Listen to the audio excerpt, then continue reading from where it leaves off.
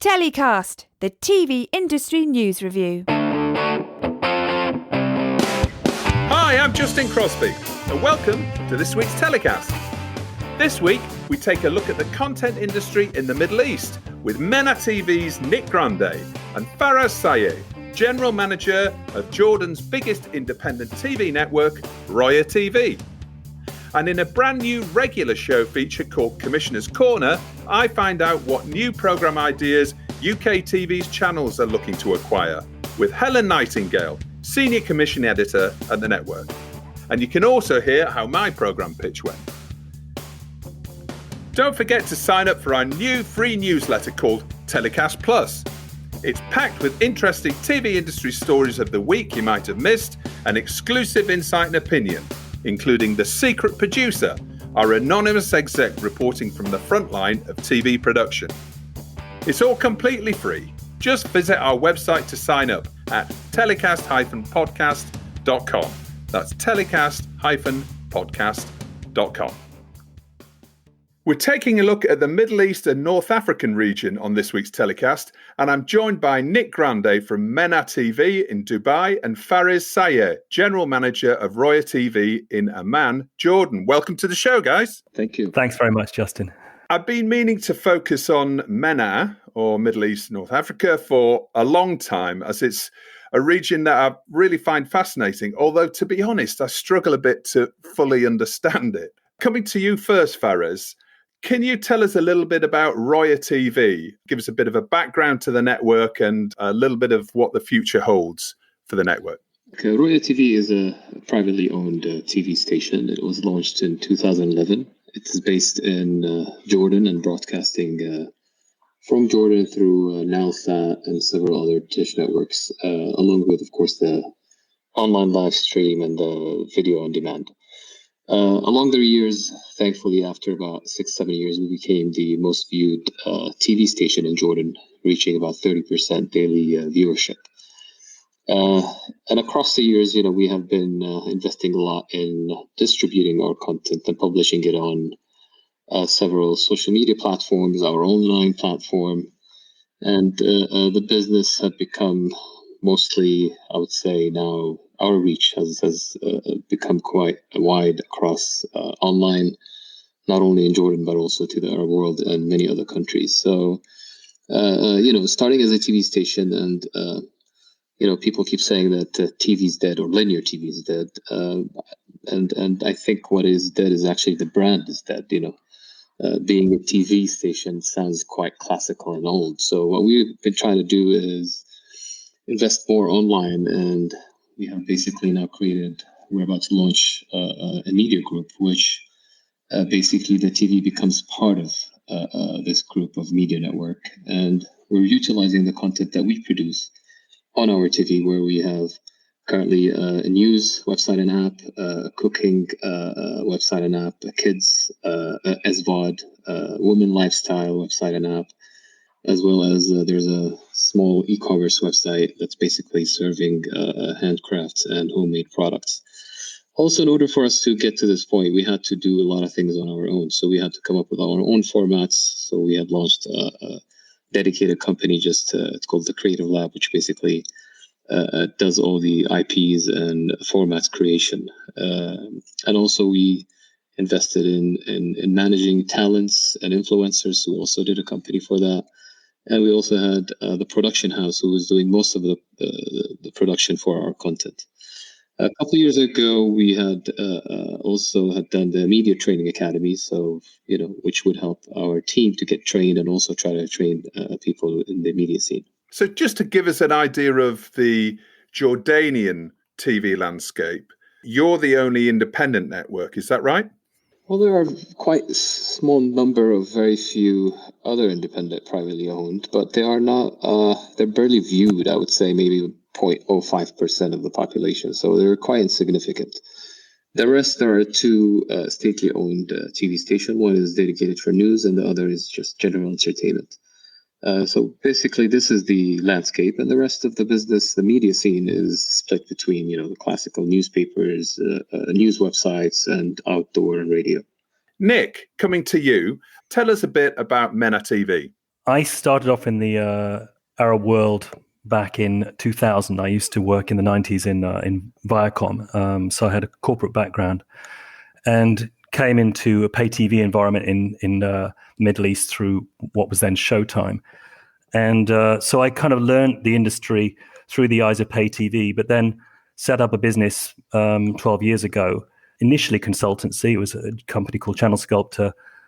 Quite quickly realized, though, that there was a need, there was a huge growth in TV channels and networks, and there was a need from the telecom side to try and organize the landscape for them, because there were just hundreds of channels and they couldn't engage with them all. So we found ourselves in the sort of 2013 to 14 period licensing TV channels like Roya TV, like Dubai TV and Saudi TV, a lot of the Egyptian channels, as well as internationals.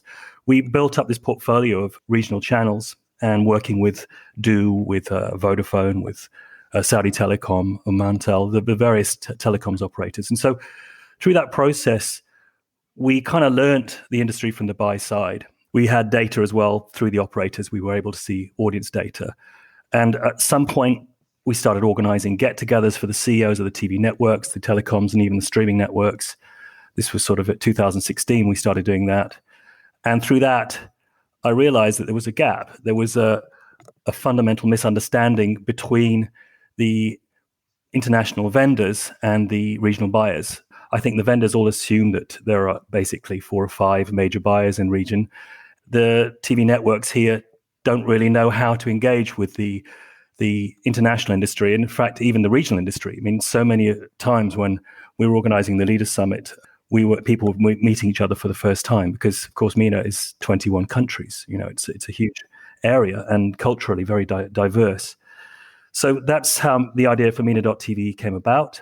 You know, we set it up originally in partnership with Discop. You know, they were coming to the region for the first time, and we brought all our buyers to their show. And then we found ourselves doing similar things for DICM, which is another regional show, working with NatP, where you and I first met, working with MIPCOM as well, sort of bringing high power execs to speak at MIPCOM. And, you know, in the middle of it all, there was this need to create a safe place where the buyers could see what's available in the market and where vendors from around the world could show their wares. And that's how MENA.TV came about. Did you say 21 or 22 countries in the MENA region? It's hotly disputed. I think you know, you can get anything from 18 up to 21. I think some countries don't even consider they exist. Let's say 2021 is about right, but we're talking about the Arabic-speaking world. So typically, we don't include Turkey and Israel, for example, within MENA, whereas we would include Morocco, Iraq, and obviously the Gulf states and the Levant more generally. So what are the key markets then? Well, at the moment, the industry has been living for the last sort of 25 years via satellite. The footprint covers the whole market. And so what that's meant is a very homogenized content space, you know, where broadcasters like NBC, Rotana, Dubai TV are sort of hitting a large area, but within that, they're looking economically at ad sales, and the biggest ad sales opportunity is the country with the biggest GDP per capita and a big GDP, which is Saudi Arabia. So everything tends to start with Saudi. The next biggest economy, just from the sheer size, I mean, we're talking about 100 million people, is Egypt. And then after that, probably it's UAE, but UAE is quite a diverse population. It's harder to monetize in the ad space. And it's also more of a pay TV opportunity because it's an IPTV market. It's not solely cable or solely satellite. But there are lots of undeveloped opportunities. I think Morocco, Algeria, for example, are significant markets which are just sort of starting to show their potential. Markets like Iraq, of course, Jordan, where Faris is a growing population. It may not be big in terms of GDP, but it's big enough to be interesting. And Bahrain, Kuwait, Oman, there's quite a few out there, but they all tend to sort of take second fiddle to Saudi and to some extent Egypt and UAE. Faraz, we talked a little bit about your VOD ambitions for Roya TV. How about the SVOD and AVOD market in the region as a whole? or are we still looking at more regional services that are available across the region? Take us through the SVOD and AVOD market there. Well, it's still now it's still a virgin market, I would say, especially that there's still a very small percentage of people that actually are willing to pay for content. This is a major problem that it's going to take long years to change. We're noticing that the Netflix kind of made a maybe a big impact and is convincing people to actually subscribe, but I think that's also changing because we're seeing a lot of piracy going on. Even on Netflix content, you're starting to see it on pirated IP receivers. So it's quite interesting. Now, there's still, of course, there's a lot of homegrown, locally produced content which is giving an edge to a lot of local SVODs or AVODs in the region. And looking at Jordan is an example. So those big players, they don't have local Jordanian content yet. That is something that we are supplying quite heavily, and the quality of production is increasing year by year. So I don't know to what extent the big players are going to be able to fill the void, but I think they have their own. They're offering their own kind of content, and I think the small players such as us are going to be offering our own unique content. So tell us about your target audience. Considering it's an advertising-based market, I mean, having things broadcasted for free through satellite, it's been like that for decades. Even though we broadcast across the MENA region, but we're targeting Jordanians and Palestinians in Jordan and in Palestine and also abroad. Yet we do monetize, if you're talking about our linear TV, we do monetize mostly, I would say 80% of our revenues, if not 90% of our revenues are coming directly to be communicated to the Jordanian market. In terms of online, the things is completely different. Actually revenues from Jordan coming about only 20%. So we have 80% come from different markets because our content is traveling, even though our content is Jordanian, but there's a lot of, because of the language that's being acceptable by many different Arabs, even though there's a difference in dialects, but because we have a good chunk of content that is suitable for women in general, if we were talking about lifestyle or food or so on, such content travel, and that's where we try to monetize in different countries. So when it comes to the export of Jordanian content across the region, do you think that Jordanian content is the most exportable out of all the Arab languages and dialects that gives it the opportunity to travel better within Middle East and North Africa? In terms of dialect, it is possibly the most suitable. It comes down to the content itself. Is it suitable or not suitable? This is the issue where we try as much as possible to produce content that is suitable and can travel across. So, Nick, how do you see the streamers across the region? How do you see that market developing? Well, I think, as Faris alluded to it, we're in a market that is not used to paying for content. But what's interesting is there's a lot of new money coming in regionally. In the same way that we see massive investment from the likes of Amazon and Netflix, obviously, and globalizing that production that they create into revenue. Here in the region, we've got telecoms operators like Saudi Telecom investing heavily in Jawi.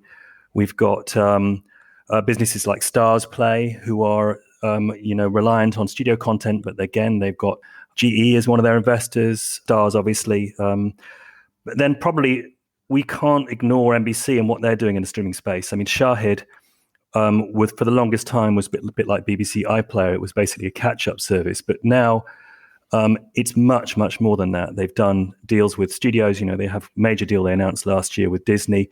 And you can see that their subscription product is going to become a major route way in. And it's quite encouraging from my point of view to see that, because there is this danger that YouTube will just eat the free space, and Netflix and Amazon and Disney will eat the pay space without these players. And the list does go on. I mean, I think if I could probably give you about 20 different names of streaming networks that are launching. There's a big viewing audience in streaming here for the local networks. How about sales and acquisitions with the Middle East and North African region? What are the opportunities for international media businesses selling content into MENA? It's been a really turbulent period in MENA over the last sort of 5 years because of the politics. Turkish drama in particular was a huge import and took up an awful lot of mind space with the viewers. And then suddenly we had this change of direction from the Saudi administration that saw a total ban on Turkish content, which affected the major audience drivers, NBC, Dubai TV, and these broadcasters. And in fact, the whole GCC broadcasting scene changed. And there was and still is a big question mark about what are the opportunities that exist from a buyer's point of view. Is it Korean? Is it South American? Is it something from Europe? Spain, for example. Like where should we be looking for new audience opportunities? And I think there's a constant experimentation. In the meantime, there seems to have been a softening of the relations such that Turkish content seems to be making its way back in, and it's been hugely popular here, as it, of course, it is in many other global markets. So on the drama side, it's really a bit of a free-for-all. The other thing on the drama side, which is really important, is you're seeing big-scale productions being made in Saudi now, and in Egypt, of course, continuing on. But Saudi in particular, NBC, under their new ownership or their change in ownership, where the government has more of an active role, they're putting a lot of money into drama production locally there, and others are sort of following suit up to a point. I think outside of the scripted stuff, kids content is always in demand. Documentary content, similarly. I think Faris pointed to the fact that lifestyle content travels well, particularly women's content. But there's this challenge that everybody faces, which is, how do I pay for the dub? If I'm going to be dropping $1,800, $2,000 an episode, that could easily outweigh the cost of the asset itself for MENA. So the economics plays a part, and which is why you often hear smaller networks not willing to invest in international content. So I think my message to the vendors would be, think creatively about how you can overcome that, because remember, there are hundreds of buyers in the region, not just the 4 or 5 that you're used to talking to. When you say think creatively, how would that manifest itself? I've been thinking a lot about this just even today in advance of this conversation, because there's always been a debate about dubbing versus subtitling, for example. Because we do audience measurement, we can see clearly that the dubbing does work. You get a big jump in audience engagement through dubs. But equally, people are getting more and more used to the Netflix experience. And I think, speaking as a viewer, I quite like to have the original language track. And so subtitling, people are going to be getting more and more familiar with it. Certainly with Hollywood movies, the MENA audience has been used to subtitling for many years through channels like NBC2. So my first question would be, would it be possible to start to rely more on subtitling and maybe rely more on computer-generated subtitling, having a lighter touch in terms of the review of that? I'm sure that a lot of the dubbing and subtitling houses will be wincing at this, but I'm just thinking about the economics here. Dubbing is expensive. The other thing is, if you are looking at having a full-scale dub, who pays for it? Should that be paid for by the buyer and then done as a deal where the rights remain with the vendor? There might be economic models that will allow for that hurdle to be overcome so that it works for everybody. So, I don't have all the answers, but I think that this is a really important area because it's the thing that will open up the market. I can't stress it enough that there are potentially 300, 400 buying companies in this region that the majority of which don't even know they're buyers. Faraz, you talked about you obviously must have developed quite a sophisticated production infrastructure now. Presumably, as we go forward, more and more international productions may become reliant on local production businesses such as yours. Is that something that you see as a growth area, being able to be the local production partner for any content that's being produced that features Jordan, for example? Definitely there's potential. And that's something actually we're working on for some time now. We're going to have to minimize the gap between our quality and the expectation of those big producers who are coming here and wanting some content. It is very essential that they don't only bring in their teams; they have to, of course, have partners on the ground. And it is, a bit related. I don't want to say to censorship, but it's related to the culture. If you're coming to Jordan and try to produce something coming out of Jordan, you need a Jordanian to be involved in the project. But if you're going to bring a Lebanese and have a Jordanian product, that will never work out.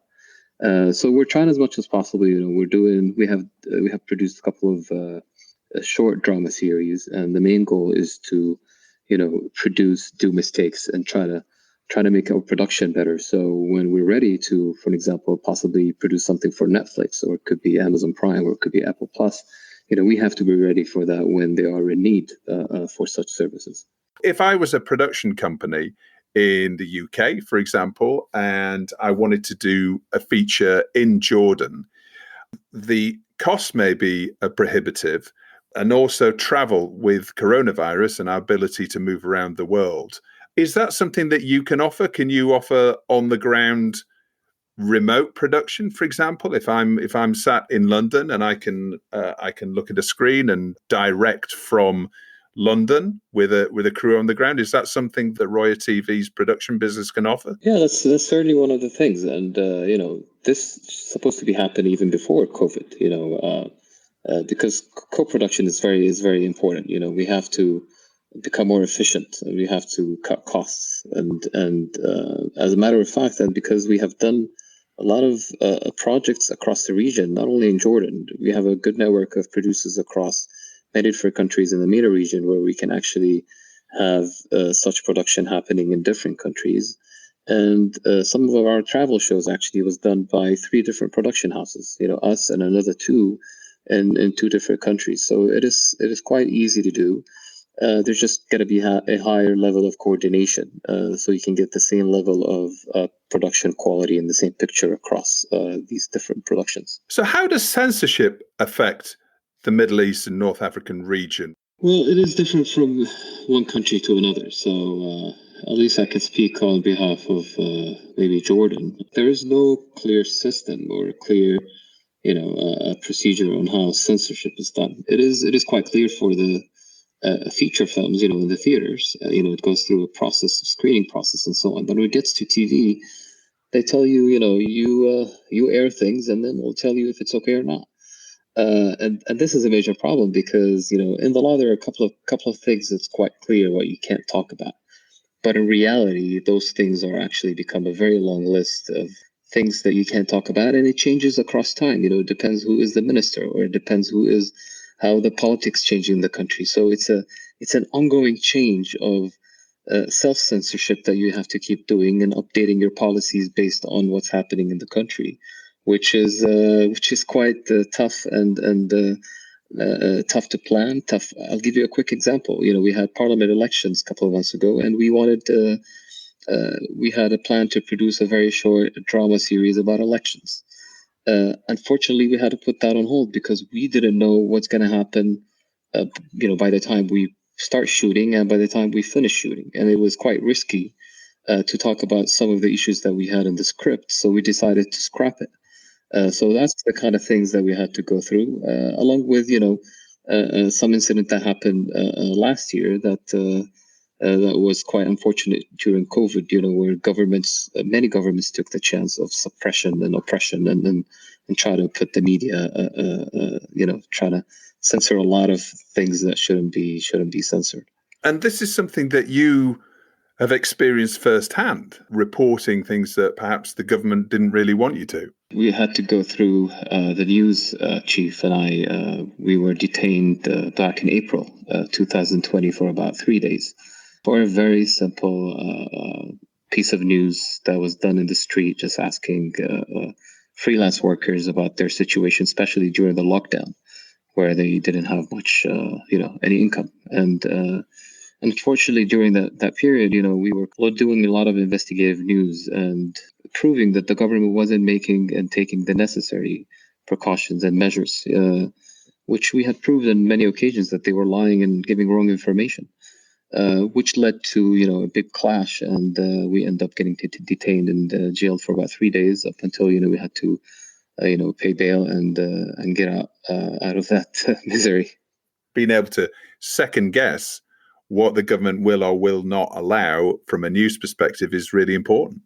It is. It's the politics games. If you and which makes it hard for such a country in Jordan where the government changes quite often. So by the time you kind of build good relations with the government, from a political point of view, it changes, and it's a matter of luck. Are you facing someone who's open-minded, who supports freedom of speech, or someone the complete opposite? And during that time, I think we had one of the worst governments, and we had COVID. So it was quite difficult to predict what they wanted, and it led to such an end. Nick, how do you think censorship affects the region when it comes to the buying and selling of content? I think it is an evolving situation, and back in the early 2000s when I was at Showtime, we were very fortunate being behind a paywall that we could get away with quite a lot, but there was a great deal that couldn't be done in the free-to-air space. I think that one of the benefits of having more streaming solutions out there is that there is a bit more of a general liberalization of content. I think also what's happening not only in North Africa, but also in the Gulf in terms of greater freedoms being experienced and a gradual change in attitudes. So that for the longest time, screen violence was never really an issue in all of the sort of the war stuff and the gun stuff was never a problem, but there was always an issue around more sensitive topics relating to relationships and so forth. I get the feeling that that's gradually becoming more relaxed now. How it works, as Faris suggests, there's no global regulator. There is no Ofcom or anything equivalent to it. So it really is a case of the market determining its own narrative.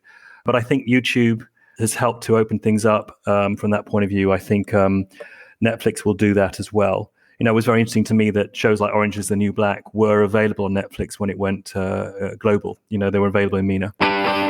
And now it's that time of the show where my guests get to nominate their TV industry stories of the week. Nick, what's your story of the week? It's not a MENA story. I think it's so important, though, this Netflix Direct being rolled out internationally. Netflix launching a linear channel service. It's been trialing, obviously, in France since November, and calling it a web experience that's the same for everyone who watches it. Maybe you're not in the mood to decide, or you're new and finding your way around.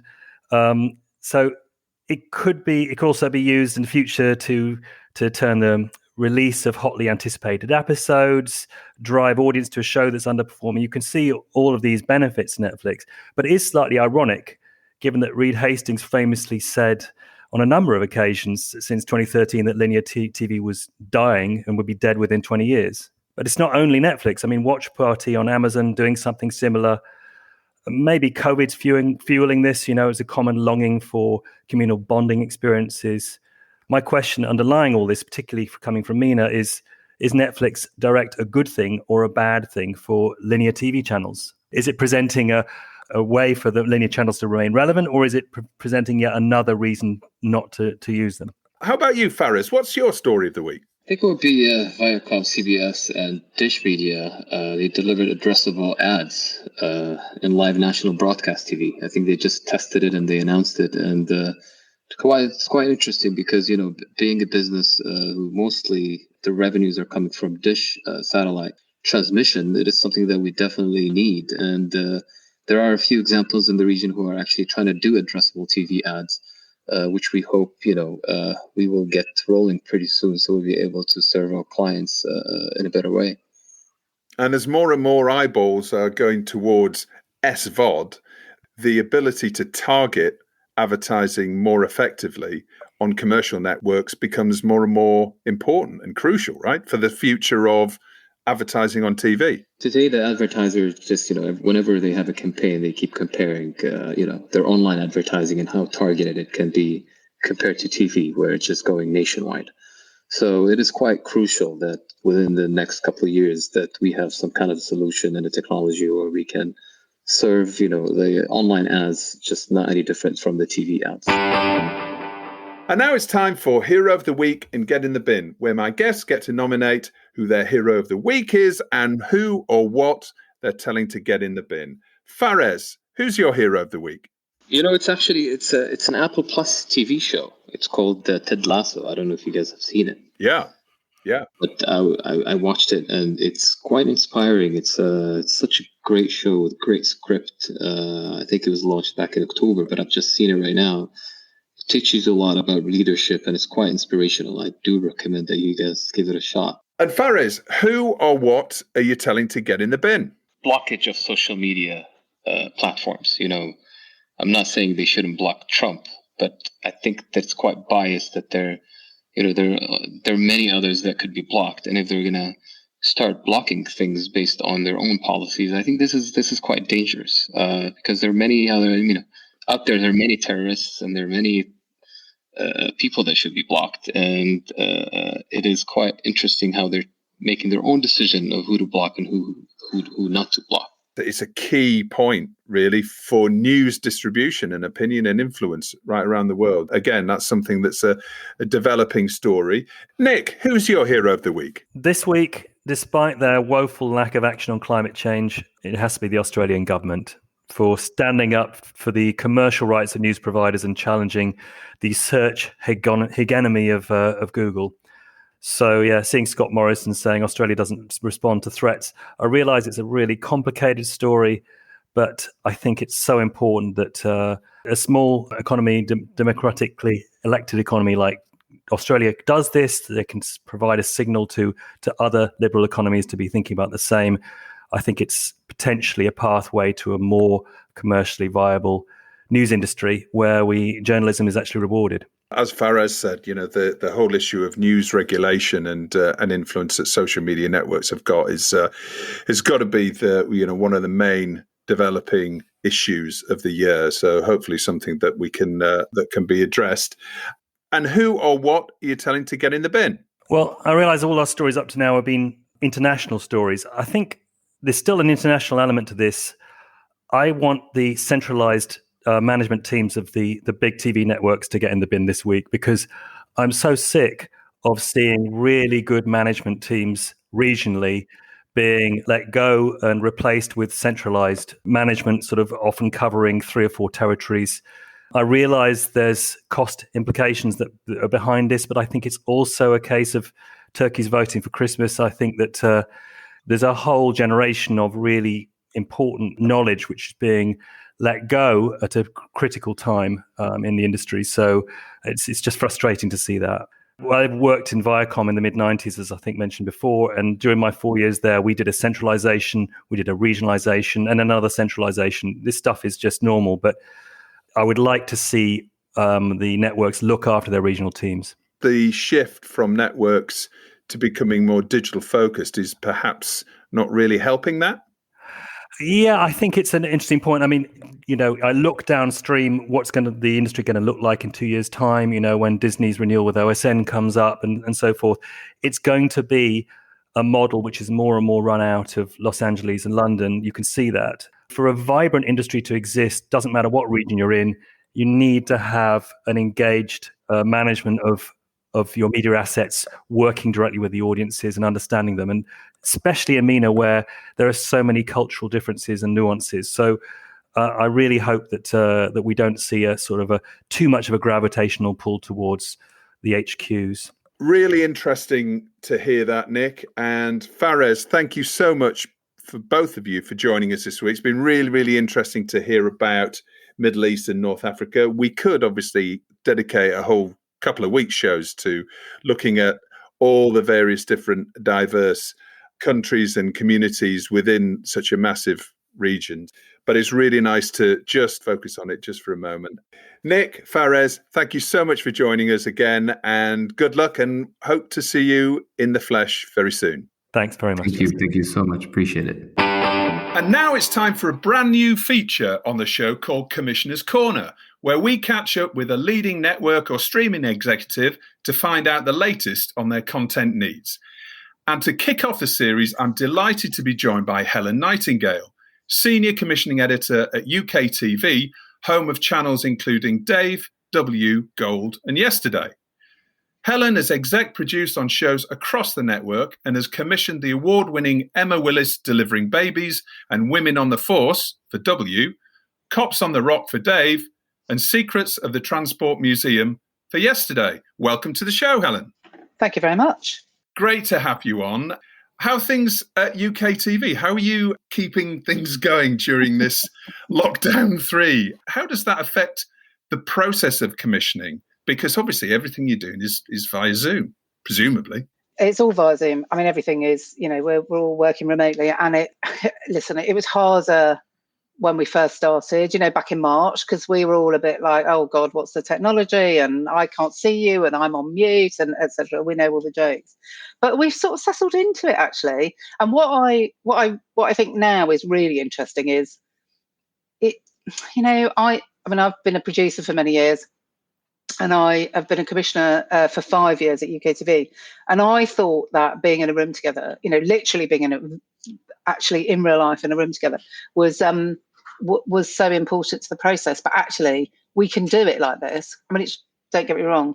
I'd love to be in a room with somebody else right now who wasn't my immediate family, because we're all going crazy. But you can do it. It's great, actually. I rather like it. Do you know what I was most worried about was pitching. So pitching on. So the process is you, the producer, bring me the idea. I like it. We develop it together. I then have to sell it on. So I sell it firstly to the channel directors and my team, my sort of factual and fact-end team. We then pitch it on to Richard Watcham and Steve North, who make the final decision alongside the channel directors. And I was anxious about pitching on Zoom, but you just sort of you get used to it. I mean, it's weird what we can get used to. Humans are so adaptable. Well, that's interesting. And I guess that's a bit of a relief to producers, right? Because they must have the same thing pitching to you and pitching to your team.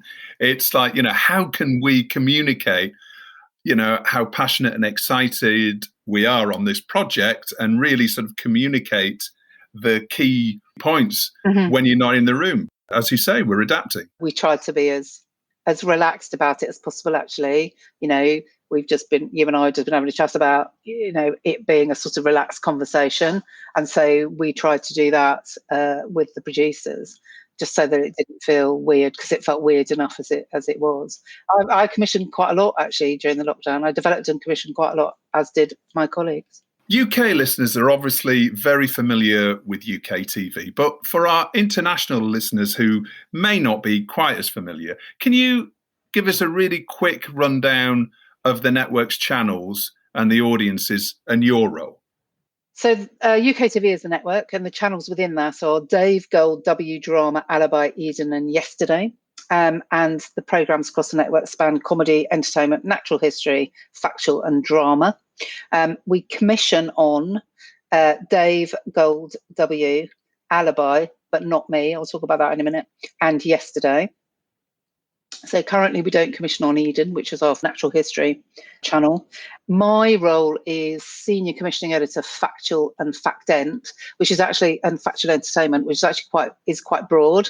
I commission across all the commissioning channels. So that's Dave, Gold, W, and Yesterday. So they're all the factual channels and the comedy channels. So don't talk to me about something like hypothetical. Talk to my brilliant colleague Ian Coyle about something like that, because he'll be really interested in something like that. But that's not for me. On Dave, for example, I've just commissioned a show called Cops on the Rock, which is following the Royal Gibraltar Police, which is actually part of the UK police force. It just happens to be in Gibraltar. So if you're going to think about Dave, think about factual or fact-ent on Dave. So how much original content do you commission per year across all those channels? We're commissioning more shows than ever this year, actually, and we've got 147 shows on our slate. Some of those are in production and some of those are in development. So that's the biggest commitment to commissioning that we've ever done. And is that a result of the pandemic, or is that just generally an increase in original commissioning that you've been moving more towards? It's a combination of both, to be honest. Some shows we weren't able to deliver in 2020, understandably, just like every other broadcaster on the planet. But the commitment at UKTV is to more original content going forward. can you just give us a flavour of what's currently working particularly well on specific channels that might give producers a bit of an idea of, okay, that sort of idea or in that sort of an area, but maybe with a twist, might sort of work? Yeah, of course, no problem. So I'll start with W, just because it really is my sort of heartland. I'm a factual and factant. I was a producer and now I'm a commissioner and I exec all those shows. So W is a female skewing channel. It's in pay of the commissioning channels. Dave and Yesterday are in free, but W and Gold, I'll talk about Gold in a second, but W and Gold are behind the paywall. We need to offer premium content on W. Our most successful show is Emma Willis Delivering Babies, which I commissioned. It works because in the UK, Emma Willis is she's a household name. She's a really, really well-known presenter. We went to her agent and said, if she was to come to W, what would she do? And the first sort of gambit from her was, I'd love to do something in the NHS. My mother worked in the NHS. My mother was a nurse. I grew up with that, and that I feel really passionate about that. That was way before COVID, way before we really saw the incredible work that the NHS are doing now. This was a couple of years ago. So we then put that idea out to a couple of indies in the UK, and we said, can you come up with something that Emma will be passionate about? Firecracker developed it and came back to us and said, look, she can't become a midwife, even though she's obviously really interested in birth. She can't become a midwife because it just wouldn't work on a telly schedule and with all her other commitments. But she could train to become a maternity care assistant. So we said, okay, fine, well, let's do that. So they found a hospital and that's what she did. It's been really successful because she is a lovely, obviously a brilliant woman. She's passionate about it. And that really works on W, people doing things that they really care about. It won a Broadcast Digital Award 2 years running, which is quite unusual. The audience like it and my peers like it too. So that's exciting. And that's been recommissioned, doesn't it? That was recommissioned for a second series. Yeah, so we've had 2 series of Delivering Babies, and then last year we were about to go again and COVID hit. So we pivoted and Firecracker came up with Delivering Babies in 2020, and that's on screen in February. So we made a 4-part series looking at what it was like to have a baby in lockdown in the UK. It's a gorgeous series, so that goes out next month. And then one of our most successful shows is Inside the Ambulance. So Inside the Ambulance is an observational documentary. It is following paramedics. It was pitched to us by Brown Bob Productions, and they came up with a little twist. I mean, there's obviously been many, many shows about paramedics, but they came up with a little twist and said, what if we put a camera in the back of the ambulance and the front of the ambulance? So what you have is you have all the drama that goes on when they pick up their emergencies and they blue light them off to hospital. And that is obviously incredibly compelling. And, the stories are told beautifully by the producers at Brown Bob, who just do a brilliant job. But also what you've got the paramedics in the cab and you see them in between their jobs where they talk about, what they're going to have for lunch and the date they went on last night. So it's a really nice mix of, it's all human stories, but there's a really nice mix. And it was just a bit different. I think if you just come and, if somebody just came to us and said, we've got access to X, Y, and Z ambulance service, it wouldn't have grabbed our attention in the way that did. So I think what's really important for producers to know is that we want something that feels unique to us. W particularly is a pay channel, and we need something that is going to draw the viewer over to our channel. Emma Willis was a big name. Inside the Ambulance, very successful show on our channel. It's just got a little bit of a twist. On a channel like Gold, we don't commission masses of factual because actually we commission a lot of scripted, and I'll let another of my colleagues talk about that. That's not my wheelhouse. But we do commission some factual. So you take it to a show like Ricky and Ralph. Ricky and Ralph's great, very northern road trip is taking brilliant Gold talent. So it's Ricky Tomlinson and Ralph Little. They played father and son in The Royal Family. Hugely successful show. Also is constantly being watched on Gold. We have the archive. So we take those two fantastic characters, funny, warm, they have a connection because they played father and son in the royal family, and they went off together on a road trip up north just to extol the virtues of up north. It's a really gorgeous series. It's warm and funny and educational. Factual on Gold has to speak to the archive. It's really important to us that we can play the archive around it. Also, it's important that there's some sort of connection to the channel on top of the archive. So we don't just want X piece of talent does X journey.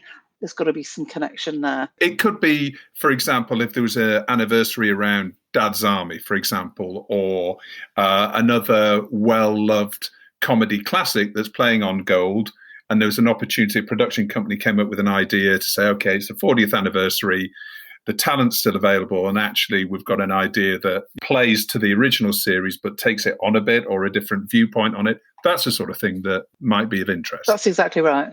Extremely well put. And how about yesterday? Because yesterday is much more around historical programming, isn't it? Yes, exactly. The way we sort of define yesterday is it's more about nostalgia and about facts. What we have found with that audience, that particular audience, it's a male skewing channel and it skews slightly older. What we have discovered about our audience when we talk to them is they like to know stuff. And we don't know this for a fact, but we think that it's probably so that they can go down to the pub like we used to in the old days. Do you remember pubs? Yes. They can go, just vaguely, they can go down to the pub and go, you'll never guess what, blah, blah, blah, blah, blah, blah, and they'll trot out a fascinating fact. The most successful show on yesterday, the most successful commission on yesterday, rather, is a show called Bangers and Cash, which is an observational documentary series featuring a brilliant family who are an auctioneer, and they find classic cars, they do them up, and then they sell them at auction, and it's all sort of, it's all part of this same precinct. So on yesterday, we only commission precinct-led observational documentaries. That's not entirely true because we also have the architecture the railways built, but that's a bit of a special case, that, because my colleague Hilary Rosen was pitched Tim by Brown Bob, who also make Inside the Ambulance. They pitched Tim and the architecture the railways built, which we knew would be and has proven to be a compelling show for the yesterday audience. The reason we commission precinct-based docs is because of the price point. So the price point on yesterday is really low at the moment. That's because we're growing commissioning. It's only been commissioning for a couple of years. Before that, it was all archive and acquisitions and archive from the BBC. It's a really joyful channel to commission for. Well, it is for me. I've got quite a factual background, so I really love how deeply factual it can be, and it can literally be looking at the gears inside of a car. I commissioned a show called Secrets of the Transport Museum, and there's not much I don't know about carburettors now, having watched all the shows. It does have to have elements of history, but we don't really like anything pre-World War II, so don't worry about pitching us the Stuarts or anything sort of before World War II. That's sort of our sweet spot. We've got a show called Warbird Workshop, which is on the channel, which is a commission. That's a gorgeous show about doing up World War II planes.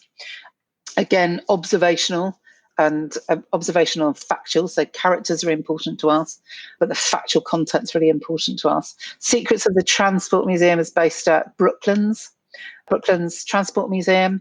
And it looks at, cars, planes, buses, bikes, both motorcycle and push bikes.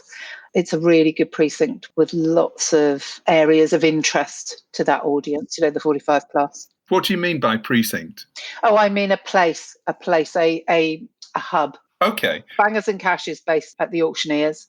Secrets of Transport Museum is based at Brooklands. So it doesn't have to be talent-led. It can be a compelling, or as you say, a precinct. As long as the characters are compelling, they don't need to be talent exploring an area that, a hobby of theirs.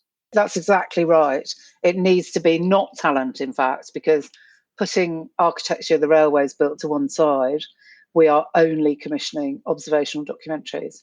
We don't want you to go and look for the celebrity who's passionate about archaeology at all. We want you to find precincts, places that might be of interest to that audience, and look at the characters there. One of the things that when we pitch to the channel director of yesterday is he always says, what am I going to see in episode 40? Because we commission in volume. So a series 1 will be 10 by 60. Right. Then the idea is that with something like Bangers and Cash, for example, we keep commissioning those, and we build up a real vault of those shows. If you can't envisage what's going to happen in episode 40, then it's probably not right for us. And is that pretty much the same across all the channels? It's basically a volume play. A producer should come to you with an idea that they can think about a 4th or a 5th series, and an idea that's strong enough to deliver that sort of content on a large scale. That's always helpful, but there are exceptions to that. We don't commission Emma Willis delivering babies on W in volume, but we do commission Inside the Ambulance and 999 Rescue Squad. Yeah. The other show that's coming this year, which I commissioned last year and they shot last year during COVID, which is fascinating, is Women on the Force. So that's our female cop series for W. We did one series and we've got another one coming, and that, if we can get it to work, then that will become a volume piece for W as well. However, certainly on yesterday, and certainly for that 8 o'clock slot on W, volume is really important. And just to say, really important point on W, we don't want any more medical shows. We're not looking for any more medical shows. We've got a lot of shows that are coming back. So we've satisfied our need for medical. We're looking for fact-end formats. Okay. It would be great if the first series could be 8 or 10. It would be great if it's a format that can repeat. If you think about fact-end formats for that channel, we're looking at predominantly female areas, but not exclusively. We do need them to be able to watch with other people, either their friends or their mum or their dad or their husband or whatever. We're not looking for exclusively female content. So a makeover show, it can't just be about, female skewed subjects. It wants to be broader so that we can include men and women. That's really important to us. But the sort of tonality of that is it needs to be fun and keep the entertainment value up. It's got to have a sort of factual basis, if you know what I mean. I think something like Emma Willis, one of the most important subjects that we discuss on telly, birth. Giving birth is hugely dangerous. It's life-changing. We keep it funny and warm. It's not a show that sort of catastrophizes or has false jeopardy. It keeps the tone light and warm. We want to keep the entertainment value. So dating, although there are many dating formats on telly, so that's really tricky, but it is an area that's really interesting to our audience. Relationships. So how can we explore relationships without doing divorce parties? We'd rather not start a show with Sarah and John are splitting up. How do we make their split better? We don't do shows like that. We don't do social experiments on W, but the subject matter needs to be important enough to sort of be gripping and compelling. So, for example, with W, I don't know, if there was an all-female trawler crew on a ship out of Grimsby or somewhere in Devon, is that the sort of thing you go, okay, yeah, that I can see that working on a volume basis? Would that be worth a significant future conversation, for example? Or is it like, nah, that's really not the sort of thing that we would do? It's really interesting that, because if somebody did find an all-female trawler crew, you should definitely bring it to me. That feels like we can tell an important story. Yeah. So, because it will probably be the first one in the world ever. That's great press, isn't it? But conversely, if you came to me and said, there's a brilliant trawler crew operating out of, wherever, Sidmouth, they're really good. There's a woman on there. She's really, really good. Why don't we ask 5 female celebrities to do time on a trawler crew I would say that's not for us, because that is very hand of the producer. If anyone knows of an all-female trawler crew, my email address is... Right, okay. Well, no, my email address is, because I'm the producer on that now. Okay. Yes, all right. Absolutely. I'm so sorry. Everyone's heard that here first. So co-productions, that must be an important element of your acquisition strategy. Yes, absolutely. So we have an entire acquisitions team who operates brilliantly and do what they do. We then have the commissioning team, which is, when we fully fund things, we deal with that. Basically, we'll always forge a partnership. Something like Expedition with Steve Backshall, which is on Dave. That's a brilliant show with Steve Backshall, and he goes to places where they've never shone a light before, they've never put a camera before, and in some instances they think maybe no one's ever seen it before. So they go to lots of different locations. That was a massive budget. The safety protocols that had to be put in place sort of push the budget up as it is. Beautiful show. So that was for Dave, but that was a partnership with the BBC and with Fremantle International. So if you have a big factual show and you think, do you know what? This could be really brilliant for Dave. Now, let me tell you why that show works for Dave. Dave's a male skewing channel. That'll be no surprise to anyone who's ever seen the channel. It is essentially a comedy channel. It's the home of the biggest names in comedy. It's a really good channel. We do have factual on Dave, and especially if there are special things. So the Dave audience grew up with Steve Backshall. We all remember Deadly 60, and all those shows that Steve did. We all grew up with it. So he was very familiar to that audience. And then you put him in this extraordinary world where he's going places that no one's ever been before with a camera. That is really compelling for a Dave audience. That's aspirational. It's intrepid, with a lovely, lovely host, someone who's great to spend time with. So if you have an idea and you think, wow, I've got this really big name who wants to do something that feels quite Dave, don't think I won't go there because they only commission 10 by 60 for 7:00. Just come to us, bring us your big ideas, and either have a thought about what the deal might be, talk to distributors, talk to other channels and see what the deal might be, or just come to us and we'll help.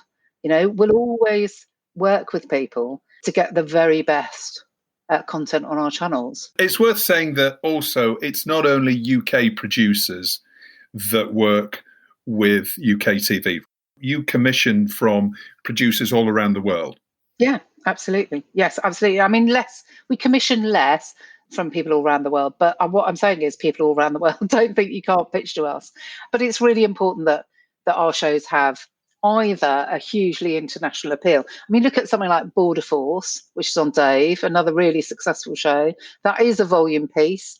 That's a deeply factual volume piece, a bit like I referred to Cops on the Rock, which is new. I commissioned it, the Royal Gibraltar Police series. Border Force is an observational documentary about the border between the US and Mexico. We commission that.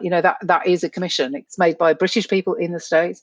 It is important that there is something about it which feels appealing to a UK audience. So there has to be an understanding of the UK audience, even if it's coming from a Canadian producer, for example. Absolutely. On the smaller budget, we work with distributors. On the Yesterday shows, for example, not exclusively the Yesterday shows, but Yesterday shows where we have a more challenging price point per episode, all of those commissions, Bangers and Cash, Warbird Workshop, Secrets of the Transport Museum, Restoration Workshop, which is repeating at the moment, they all have significant contribution from distributors. Restoration Workshop, we're working with Drive, TCB Media, we're working with any of those distributors we will work with to make those budgets work.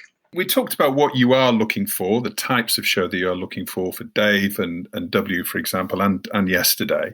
Can you give me, across those three channels in particular, what you're definitely not looking for? Because that might save everybody a lot of time, right? And you mentioned No More Medical on W was probably the main area. What about the other channels? Is there anything to say, absolutely, don't pitch me this? On Dave, don't pitch me comedy entertainment.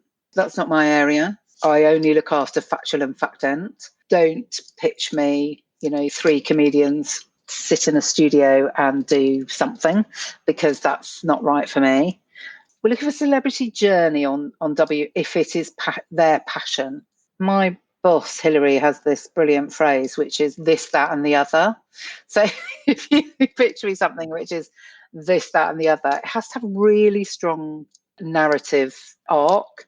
It's got to have a really strong storyline on W.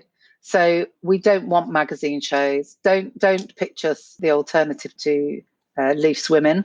That is a flipping brilliant show on ITV. It's not right for W.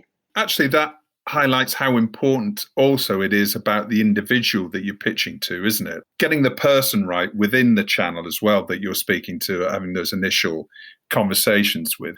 First of all, what's the perfect pitch? Format, length, content, for example. And second of all, how does a producer make sure that they're pitching to the right person for that idea on that channel?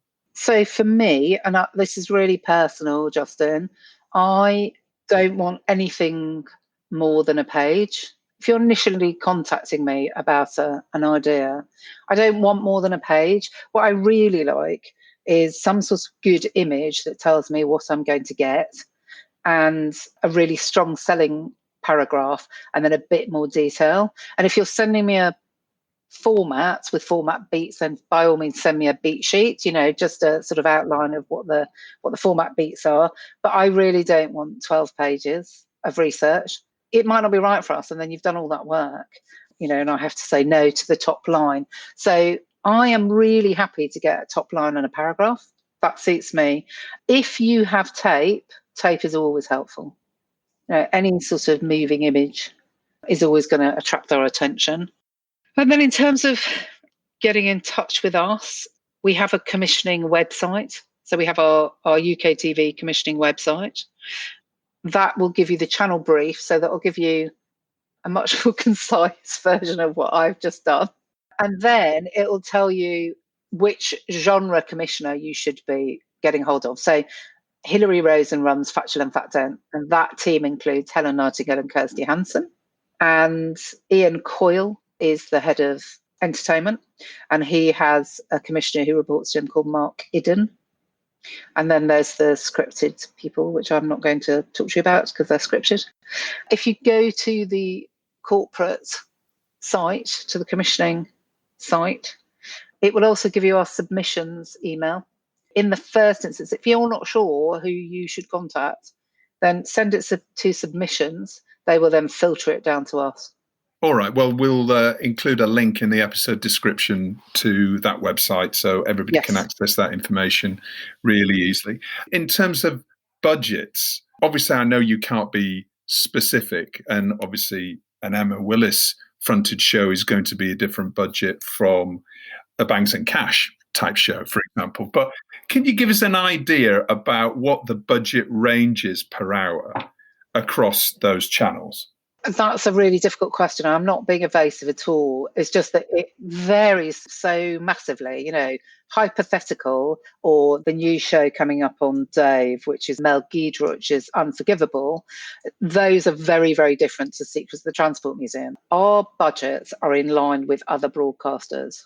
And I don't want you to think about budget first. I want you to think creatively first. And by the way, just in terms of contacting, if you know me and you already know my email address, just send me your ideas. It's people who don't know me, then or any of our commissioners, please go via the commissioning website. But if you know me, just send me your ideas, because I'm always in the market for ideas. For every Mel Giedroych Unforgivable, we will have a Cops on the Rock on Dave. It's about getting the best content on the channel within that channel's budget. If you have a big talent-led factual adventure piece and you go, oh gosh, that's going to be so expensive, I still want to know about it, because if I don't think we can fund it, I will very quickly tell you. What I would hate is if you don't bring me your big ideas. I just want the best ideas from the great producers out there. I don't want you to think about money first. I want you to think about creative first. Okay, so my trawler, all-female trawler crew idea, I can come to you, but maybe I might put some feelers out there to see if there's any other networks, like in the States or a Canadian network, who may also be interested in that sort of thing. And I come to you and say, okay, I've got a Canadian channel. They're relatively interested. So there might be a budget split to happen here. Presumably that makes it much more attractive right from the get-go. And you might be able to give me a yes quicker.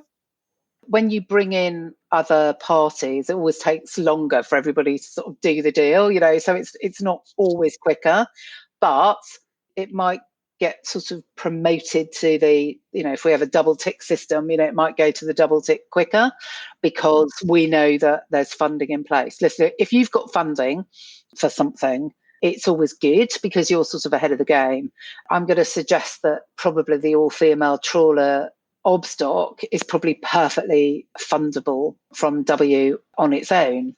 I sort of can envisage what a show like that might cost because I'm a producer, I exec many shows before I came in here. As long as we have the UK premiere, then of course we'll talk to other channels, international channels, or distributors. Yes, absolutely. And my last question, obviously in the middle of this pandemic, but when it comes to production and the challenges that we've got on production, obviously there is certain shows as well that there is an increase in cost, isn't there? A lot of people have said it's up to 20%. But in terms of delivery as well, so let's put costs to the side for a second. How important is the ability for a producer to say, we can do this COVID safe and we can deliver this by the end of June? Absolutely guaranteed. Presumably that timely production may be an advantage because of literally the fresh content that you're wanting to put on your channels. If I can produce my show, my trawler show for you by the end of June, absolutely, and it's and it fits within the budget, then that's going to make it more attractive than maybe a more complicated show that's not going to be able to deliver till November. It has to all be about the idea. We're not going to commission something just because it's available. We're only going to commission things that are right for our channels. I don't want the delivery, the COVID sort of safe delivery thing to become the most important thing, because actually the most important thing is the content.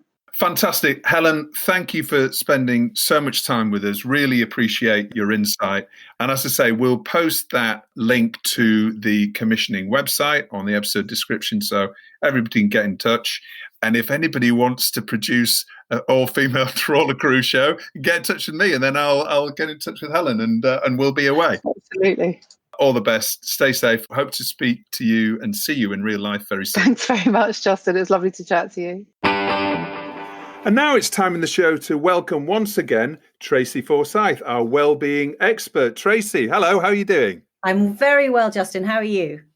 I'm all right. I'm good. It's a sunny day. It was so lovely to see on Sunday the snow and everybody's excitement in London. I don't know whether it was snowing near you, but we had snow in London for the first time in what seems like years. And it was like Christmas Day or something. Everybody, adults and kids alike, was so excited. I've never seen so many snowmen in the park.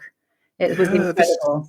That's right. It's true, actually. And it was something that helped sort of break up the monotony of the day-to-day life, because obviously with lockdown, a lot of the days are actually very much the same, aren't they? It's difficult to break out of this sort of daily routine we're all in. It is. And I think it's just a reminder that nature just has this incredible power to delight us in a way that we just don't realize. I mean, even my husband was, so excited about the snow. So wonderful, wonderful stuff.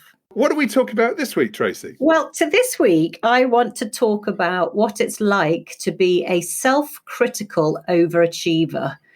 The reason being is I was thinking about this and I thought, you know what? The tribe I love coaching and mentoring most are what I call the SCOA, self-critical overachievers. Now, of course, a true self-critical overachiever won't actually self-identify as one because they don't believe they overachieve. In fact, I was talking about this to somebody and they said, hang on a minute, what about the not critical enough underachiever? And I thought, I rest my case. So if anybody's listening and want to know whether they are said self-critical overachiever, these are my criteria. So Justin, I want you to play along with me and I want you to tell me how many out of these 5 you identify with. Number 1, you are simultaneously excited and terrified by big challenges, thinking, I'm never going to be able to do that. But when you've achieved said big challenges, you throw them over your shoulder, never to be looked at again. You take it for granted that you did it. You don't even see it as an achievement. Number 2, you compare yourself negatively to others and find yourself wanting. Why aren't I like X? If only I were more like Y. I wish I had Z's qualities, whilst being completely blind to all the things you yourself are amazing at. Number 3, you look at what you haven't done instead of what you have done, what you haven't achieved instead of what you have, where you still have to get to instead of how far you've come. Number 4, despite having experience and expertise in your field, you find it very hard to sell yourself without feeling either that you're boasting or, more likely, fearing that you're an imposter. And last but not least, when things go wrong, you treat yourself in a way that you would never treat a friend. You berate yourself, are mortified by your behavior, and you kick yourself. So, Justin, am I right? Do you identify? I identify with at least 3 of those. Okay. Yeah. So, and are you happy with the label, I am a self-critical overachiever? I think so. Generally, I think particularly the point about being terrified and excited at the same time about a big project, a huge project that you have coming up. I think it's being terrified of failure, I suppose it is, isn't it? And then you overcome it. It's a great success. Then you're right. It's like, okay, it's brilliant. There's a moment where you think, brilliant, I've achieved that. I feel fantastic about it. And then the next day, it's like, right, did that. Yeah, did that, done that. Yeah. Never to be looked at again, and it gets bigger and bigger. And people in television, like any sort of competitive industry, I think we have a very, very high proportion of self-critical overachievers. So, and I know this because I was a self-critical overachiever. Now I like to think that I'm an overachiever without the self-criticism. Yeah, and it's fantastic. I am proud to boldly say that I'm an overachiever. What do I mean by that? How do I exist? Well, I now love what I do and I know what I want. I'm able to wholeheartedly champion others, including rivals or competitors in my field, and celebrate others' successes without feeling rubbish about myself. I understand and I'm proud of my assets and abilities, and I'm able to sell myself fearlessly without feeling like an imposter. And I understand that when things go wrong, I will inevitably go through a horrible process until I feel okay about it all. It still can be very painful, but I know it will pass. And I think it's just that, nowadays I know that I'm not perfect, and that's okay. And I suppose it's my wish that I want all those super talented, self-critical overachievers just to drop the self-criticism bit, which is easier said than done.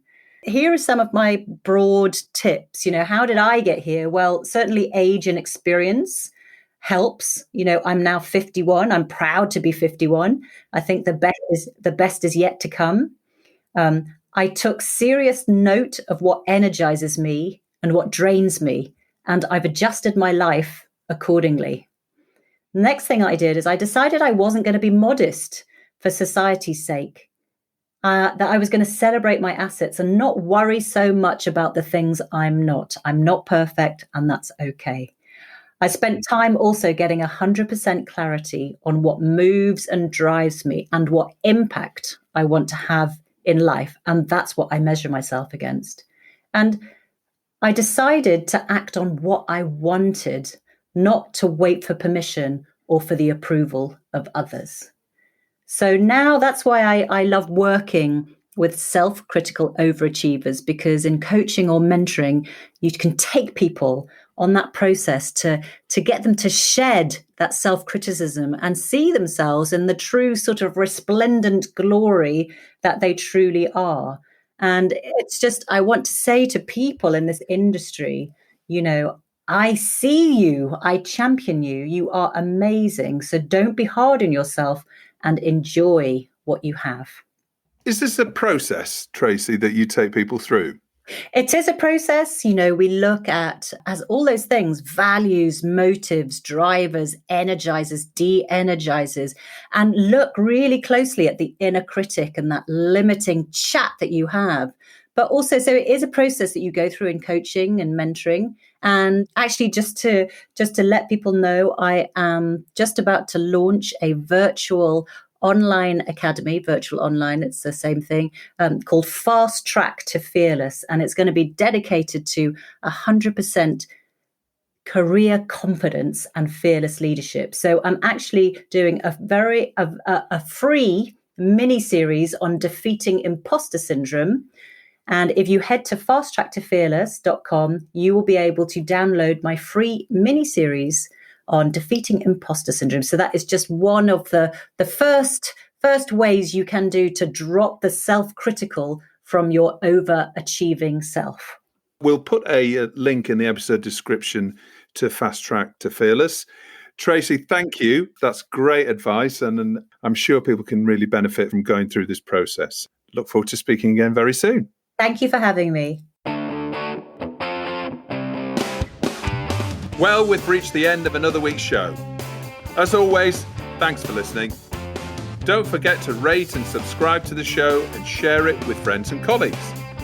And a quick reminder to sign up for our new free newsletter called TellyCast Plus. It's packed with interesting TV industry stories of the week you might have missed, exclusive insight and opinion, including the secret producer, our intrepid anonymous exec reporting from the front line of TV production. It's all completely free. Just visit our website to sign up at telecast-podcast.com. TellyCast was edited by Ian Chambers and recorded in Lockdown 3 in London.